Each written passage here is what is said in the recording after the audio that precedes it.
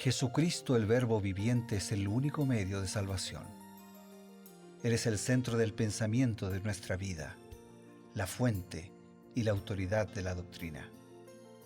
El principal propósito de la vida de Cristo fue la obediencia a los mandamientos, exaltando la ley de Dios como un reflejo de su carácter. El principal mensaje a ser predicado en el mundo, basado en Apocalipsis 14, está representado por 3 ángeles llevando el Evangelio eterno al mundo entero. Este mensaje se basa en los encantos inigualables de Cristo y declara que la hora del juicio ha llegado y llama a obedecer los mandamientos de Dios. Mediante su palabra, Dios ha comunicado a los hombres el conocimiento necesario para la salvación. Las Santas Escrituras deben ser aceptadas como dotadas de autoridad absoluta y como revelación infalible de su voluntad.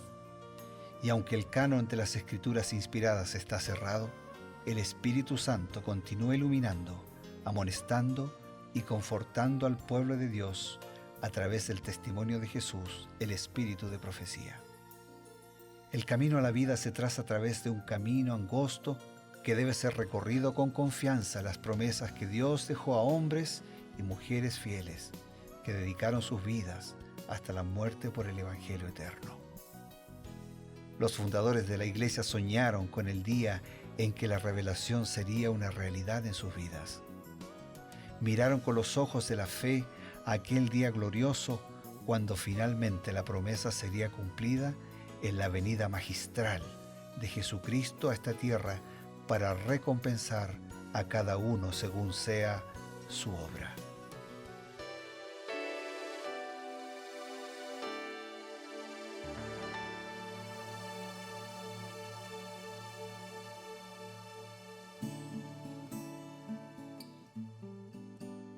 Qué oportunidad más bonita, maravillosa, de encontrarnos cada día por medio de la señal de nuevo tiempo, la señal de esperanza. Esto es, creed en sus profetas. ¿Por qué decimos que es una oportunidad hermosa? Porque nos congregamos para estudiar los consejos de la palabra de Dios que son ampliados, profundizados por medio del espíritu de profecía.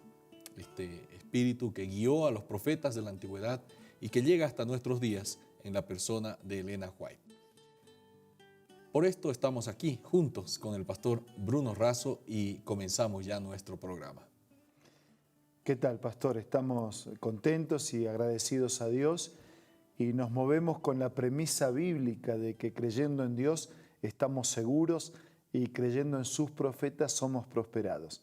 Y en nuestro interés de profundizar en el mensaje bíblico, hoy nos detenemos en Primera de Reyes capítulo 18 y en algunas lecciones puntuales destacadas en los comentarios de Elena de White en relación a este capítulo. Sin duda, pastor, que este capítulo es uno de los más llamativos, paradigmáticos y más utilizados para simbolizar y para retratar la lucha entre el bien y el mal, la lucha entre dos poderes que están presentes en el mundo. Elías, de parte de Dios, y los sacerdotes de Baal, los profetas de Baal, de parte del enemigo de Dios. Y entonces hay muchas cosas que aprender, difícil elegir tantas cosas, tantas enseñanzas. No nos alcanzarían horas. Realmente, ¿no? Pues bien, vamos a concentrarnos en la primera parte, cuando Elías y Acab, después de un tiempo, se vuelven a encontrar. Y es interesante, Acab acusa a Elías de perturbar a Israel. Esa era la perspectiva de Acab. Pero, ¿cuál era la perspectiva de Dios de acuerdo a lo que nos revela la inspiración? Bueno, no es la primera vez, no fue en la historia ni tampoco en el presente, que quien quiere transmitir el mensaje de paz, el mensaje verdadero, el mensaje bíblico, el mensaje de salvación, sea acusado de perturbador, ¿no? Porque perturba, produce una inquietud frente a esa verdad presentada.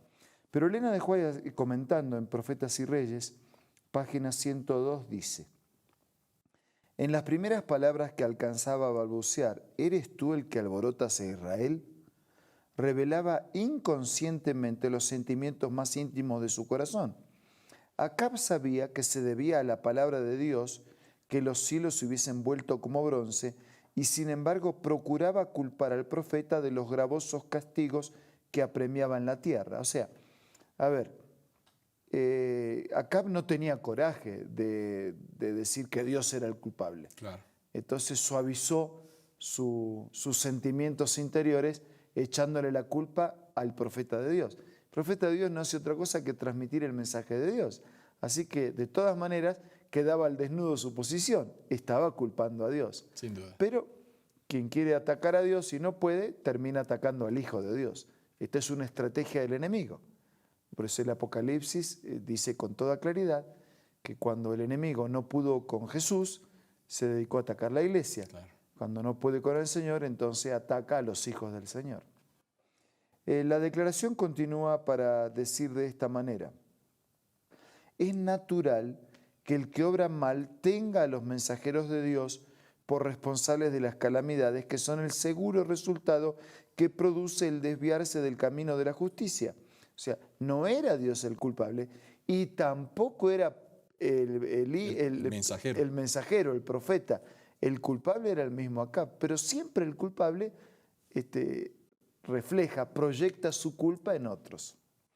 Los que se colocan bajo el poder de Satanás no pueden ver las cosas como Dios las ve.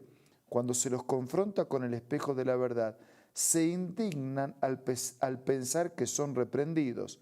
Cegados por el pecado, se niegan a arrepentirse, consideran que los siervos de Dios se han vuelto contra ellos y que merecen la censura más severa. Interesante. Explicación realmente muy clara, ¿no? O sea, no hay cómo perderse. Aquí está la perspectiva de Dios.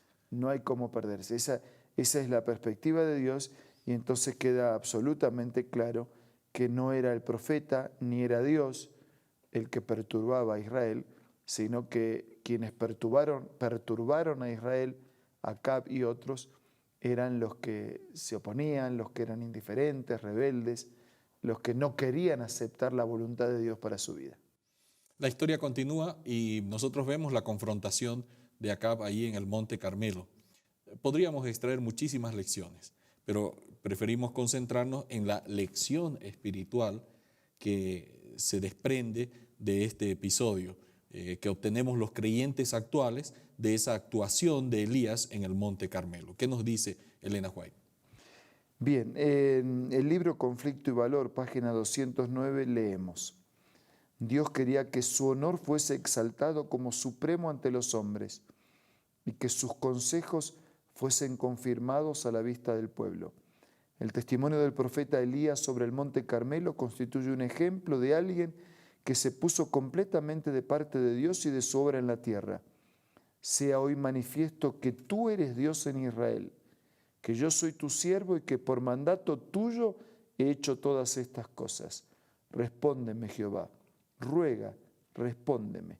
Su celo por la gloria de Dios y su profundo amor por la casa de Israel presentan lecciones para la instrucción de todos los que permanecen hoy como representantes de la obra de Dios en la tierra. Y la verdad que aquí había algo más que Elías y los profetas de Baal. Más allá que fuera uno contra 450, y más allá de que hubiera 7.000 que no habían doblegado sus rodillas, en juego aquí estaba el Dios verdadero con los dioses falsos. En juego estaba aquí el honor de Dios, la vindicación del carácter, del poder, de la esencia de Dios, y todo lo otro que era opuesto a la voluntad de Dios, a los planes de Dios y al proyecto de Dios. Y Elías estaba convencido. Elías no está jugando su pellejo. Claro. Elías está convencido y dice: Señor, acá estoy. Yo estoy acá porque tú me pediste que esté acá. Y que quede claro que tú eres quien eres. Y que quede claro que ellos son quienes son. Entonces, en ese milagro, porque no hay otra manera, en ese milagro que ocurrió sobre el altar, del fuego que descendió del cielo, quedaba claro quién era el Dios verdadero.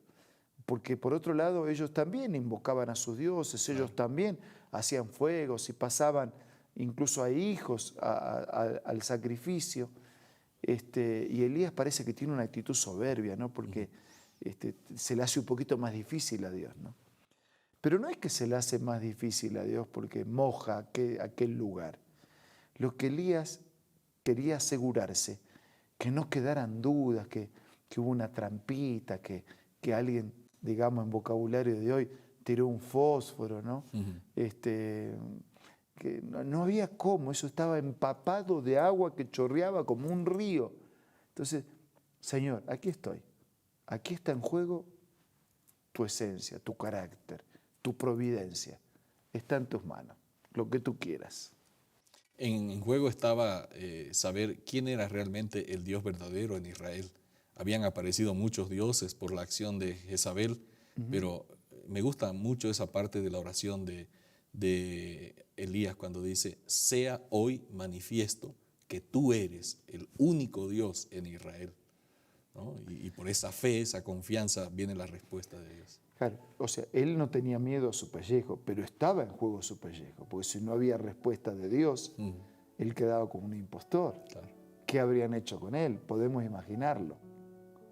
Así que a él no le preocupaba su pellejo, pero estaba en juego su pellejo. Pero a él le preocupaba solo una cosa. Y lo único que le preocupaba a él era que Dios fuese reconocido una vez más. Qué bueno. Miren ustedes cuántas lecciones aprendemos de este episodio, queridos amigos. Mientras reflexionamos en esta parte de la historia, tenemos un momento para un mensaje importante.